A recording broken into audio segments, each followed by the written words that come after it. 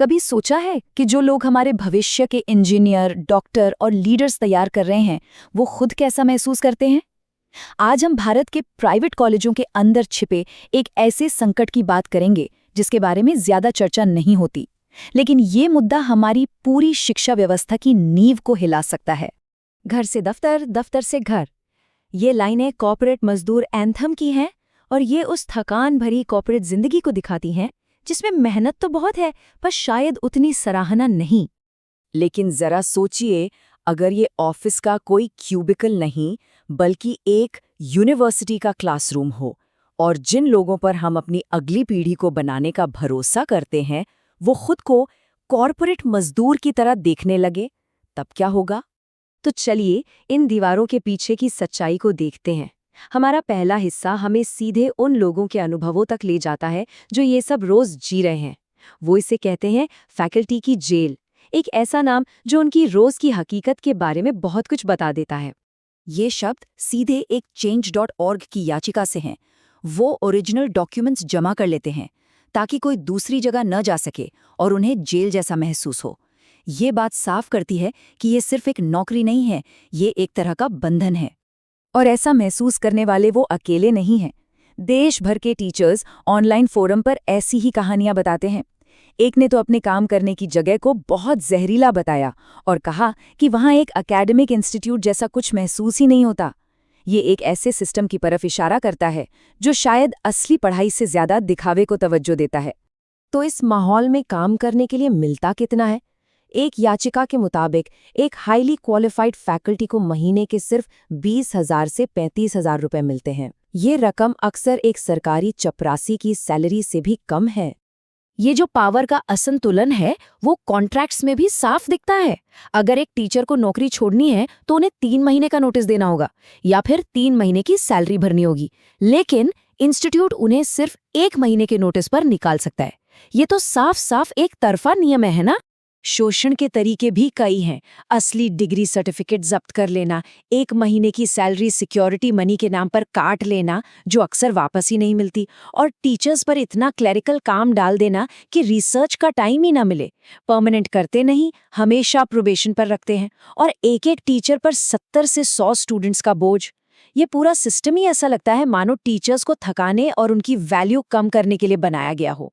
ये सब देखकर दिमाग में एक ही सवाल आता है, भाई इन संस्थानों को कंट्रोल करने वाला कोई है भी या नहीं? कोई नियम कानून नहीं है क्या?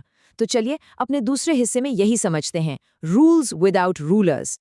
देखिए, कागज पर तो एक रेगुलेटरी बॉडी है AICTE, यानी all India council for technical education. ये देश में टेक्निकल एजुकेशन के लिए सबसे बड़ी नेशनल लेवल की संस्था है। और AICTE के नियम कानून बड़े साफ हैं। वो 7वें वेतन आयोग के हिसाब से salary, health insurance, pension plan और अच्छी सर्विस कंडीशंस की बात करते हैं। सुनने में तो सब बहुत बढ़िया लगता है, लेकिन असली मोड़ यहीं आता है जब इन्हीं नियमों को लागू करने की बात आती है।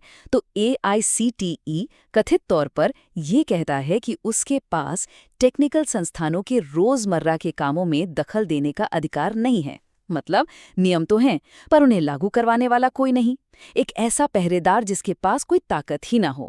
तो अगर रेगुलेटरी बॉडी ही अपने हाथ खड़े कर दे तो फैकल्टी के पास आखिर रास्ता क्या बचता है? यही हमें हमारे तीसरे हिस्से पर लाता है, द बैटल फॉर डिग्निटी, यानी अपने सम्मान की लड़ाई। और ये लड़ाई अब अदालतों तक पहुंच गई है। दिल्ली हाईकोर्ट में एक जनहित याचिका यानी PIL दायर की गई है। मांग बस इतनी है कि AICTE के नियमों को सख्ती से लागू किया जाए। इस लड़ाई की एक बहुत ही मानवीय कीमत भी है। 12 नवंबर 2018 को T वसंतवनन, एक फैकल्टी सदस्य, ने कथित तौर पर मैनेजमेंट द्वारा अपने ओरिजिनल सर्टिफिकेट्स को लेकर हो रही परेशानी के बाद अपनी जान ले ली। इस दुखद घटना के बाद अन्ना यूनिवर्सिटी ने सर्टिफिकेट्स रखने पर रोक लगा दी, पर 1 साल बाद मद्रास हाईकोर्ट ने उस रोक को हटा दिया। नतीजा, एक कमजोर सर्कुलर जारी हुआ जिसने टीचर्स को एक बार फिर से असुरक्षित बना दिया। ये हमें याद दिलाता है कि जब सिस्टम फेल होता है तो उसके असल जिंदगी में कितने गंभीर नतीजे होते हैं। ये कहानी सिर्फ कुछ टीचर्स की नहीं है, इसका असर पूरे एजुकेशन सिस्टम पर पड़ता है। हमारा आखिरी हिस्सा इसी सवाल पर है, a race to the bottom. क्या हम सबसे निचले स्तर की ओर बढ़ रहे हैं? रेडिट पर एक फैकल्टी मेंबर ने इस भावना को बिल्कुल सही शब्दों में कहा, हमारे संस्थान सबसे नीचे जाने की होड़ में लगे हैं। ये निराशा और गिरावट की एक बहुत ही पावरफुल तस्वीर है। और इसका असर सीधे क्लासरूम तक पहुंचता है।